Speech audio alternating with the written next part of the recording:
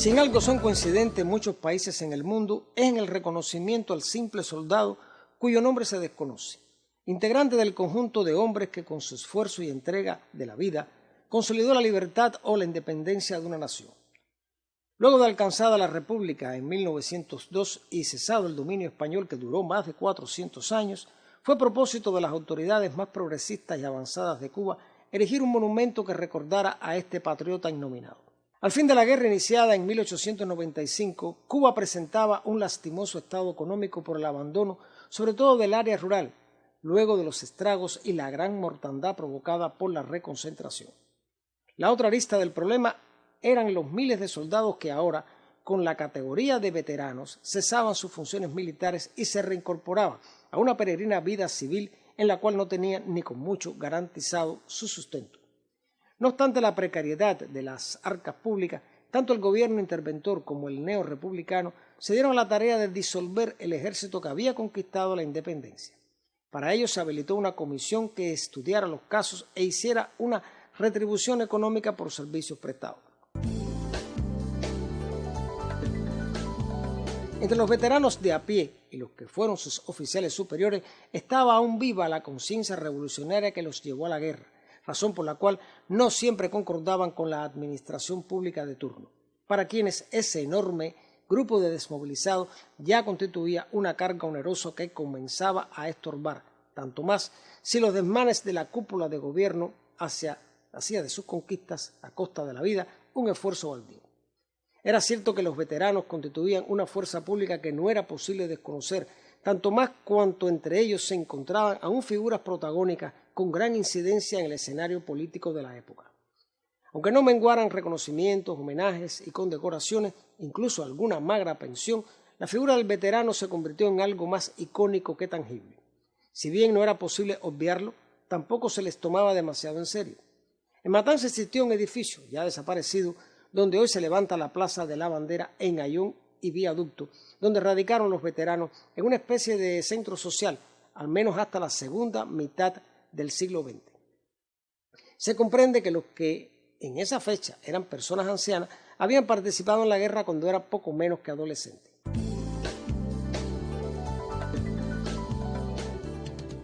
La idea de levantar un monumento al soldado desconocido partió de la iniciativa de los coroneles Guillermo Swire y Domingo Lecuna.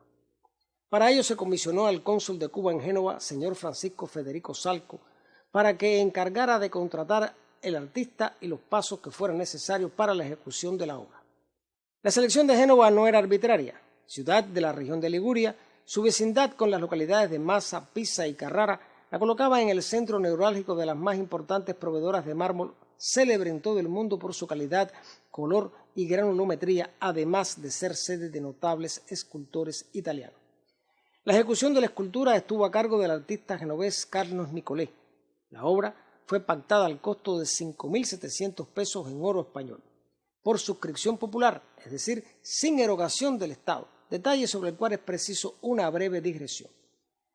Este precio fue acordado en 1906, fecha en la cual no se había producido aún la acuñación de la moneda cubana, cuya primera emisión data de 1915, de modo que en los primeros 13 años de República continuaba circulando la moneda española respaldada por el oro, así como otras francesas de igual respaldo. Llama la atención el lapso tan dilatado entre contrato e inauguración de la escultura.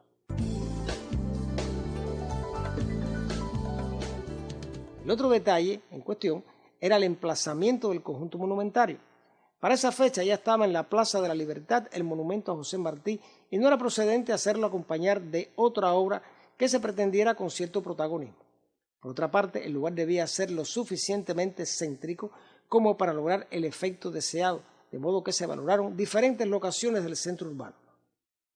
Por esa fecha, el espacio comprendido entre el edificio del tribunal, los bomberos, el Teatro Sauto y la Casa de Junco, donde se alojaba el consulado americano, era un área totalmente vacía, de modo que el completamiento ornamental vendría a ser el monumento y un pequeño parque complementario. Toda esa superficie que hoy se identifica como Plaza de la Vigía, tal como era su origen fundacional, se llamó Estrada Palma, honrando al primer presidente electo en 1902, persona que por cierto residió un tiempo en Matanzas. De 1906 a 1917, fecha en la cual se colocó la estatua en el lugar, habían transcurrido 11 años, tiempo más que dilatado que incluye el proyecto, la ejecución y el traslado a Cuba. A su llegada a Matanzas se guardó provisionalmente en el cuartel de bomberos.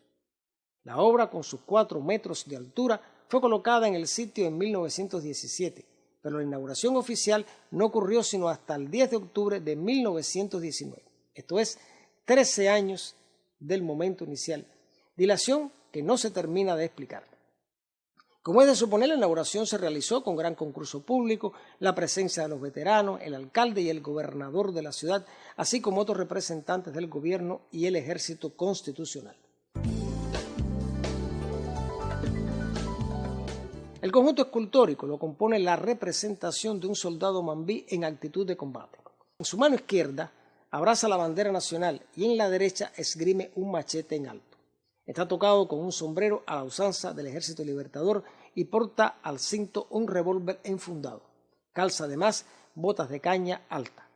No obstante, la elegancia del conjunto salta a la vista cierta incongruencia con la ropa, toda vez que el vestuario no se acomoda al que tuvieran los cubanos en esa época. Se sabe que, no obstante la asesoría que pudo recibir el artista por los cubanos interesados en la más fiel ejecución, los detalles suplementarios, la indumentaria, quedaron a cargo, si no de la imaginación, al menos de la toma de referencia del vestuario de los patriotas filipinos que por esa o por fecha semejante luchaban contra un enemigo común. El detalle de la ropa podría constituir un hecho curioso de entre los tantos que el monumento contiene.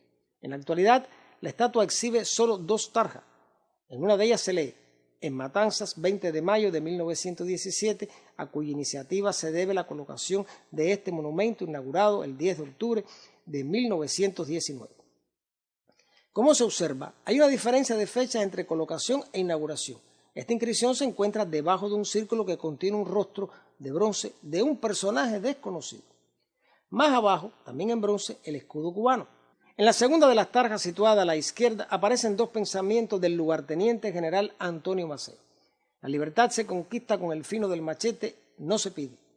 Y mendigar derechos es propio de cobardes incapaces de ejecutarles.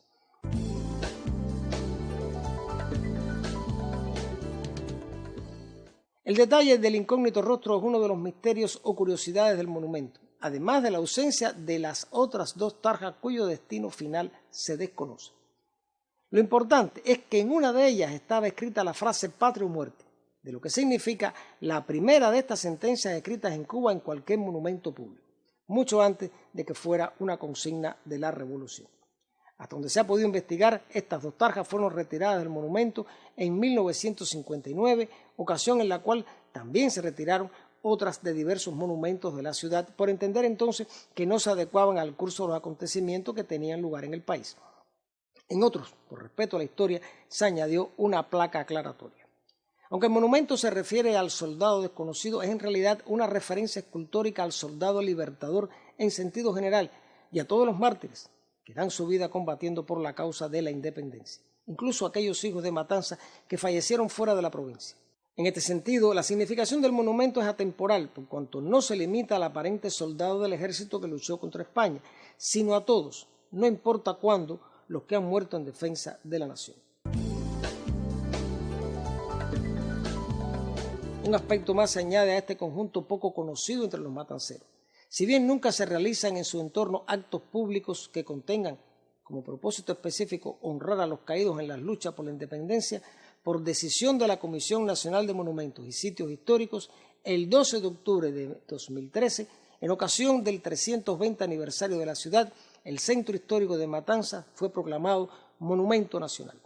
El sitio elegido para colocar la placa acreditativa de esta condición fue el parque donde se alza la singular estatua del soldado desconocido, lo cual le confiere al sitio un valor agregado y especial.